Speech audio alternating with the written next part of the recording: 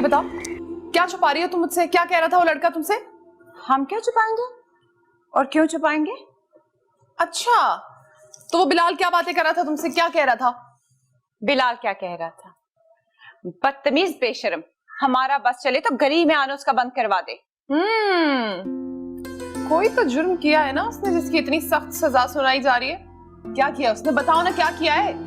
कहा ना कुछ नहीं, कोई बात नहीं। अच्छा, तुम्हारा चेहरा तो कोई और ही दास्तान सुना रहा है। चेहरा? क्या हुआ हमारे चेहरे को? जो बातें तुम मुझसे छुपा रही हो ना, तुम्हारी चाल ढाल चेहरा सब कुछ बता रहा है मुझे। बता दो मुझे, क्या कह रहा था वो? ऐसी कोई बात नहीं है, तुम्हारा तो दिमाग खराब है, अंदाजे लगाने की बीमारी है तुम्हें। और मेरे अंदाजे कभी गलत नहीं हुए नवाबजादी साहिबा, इसलिए अब सही सही बता दो मुझे, किस वारदात के बारे में बात कर रहा था वो? सुमैया बस कर दो, अब क्या जान लोगी हमारी? राज को राज रखने के लिए जो हिम्मत चाहिए होती है ना अदन बीबी, वो हिम्मत तुम में है नहीं। अदन बीबी, आपको ज़ेब बीबी बुला रही है। जी आई। हाँ, ये राज तो मैं निकलवा के रहूंगी इससे।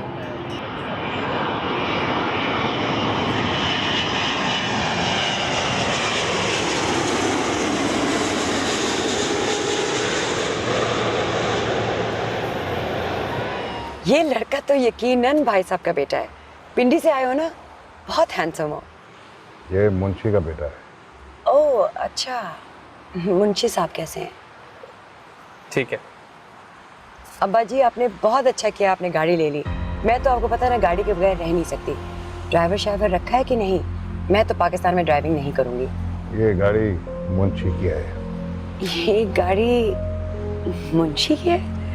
तो आपके पास वही है? वो हमारे पुरखों की शान और शौकत की जिंदा मिसाल है। पता नहीं फाकरा पुप्पो को हम अच्छे लगेंगे भी या नहीं। हजूरी तो कह रही थी कि हम बहुत अच्छे लग रहे हैं।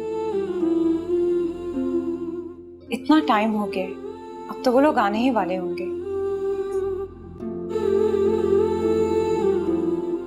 हजूरी ने खाना बना दिया है, आप दस्तरखान पर बर्तन लगा दीजिए। आपने वही वाला बर्तनों का सेट निकाला है ना, जो वजन में बहुत हल्का और नफीस है? हाँ हाँ, वो ही निकाला है, बस आप दस्तरखान पर सजा दीजिए। और ये सुमैया वैसे तो यहाँ घुसने के बहाने ढूंढती हैं, आज जरूरत है तो गधे के सर से सींग की तरह गायब है। आप फिक्र ना करें, हम सब संभाल लेंगे।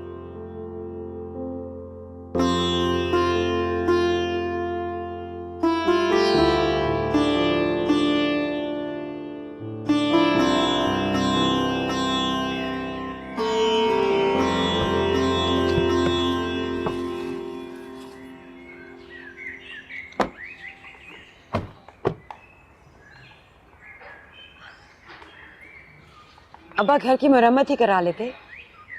हाँ चलो अंदर चले, इंतजार कर रहे हैं।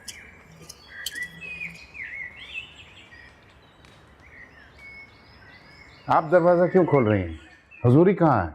वो दादाजान हजूरी किचन में बर्तन धो रही है।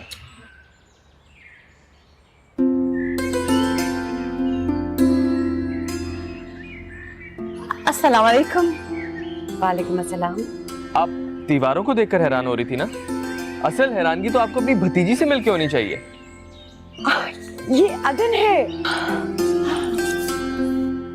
जी, आपको भी लगा ना आपकी दादी अम्मा की रूह वापस आ गई है ना?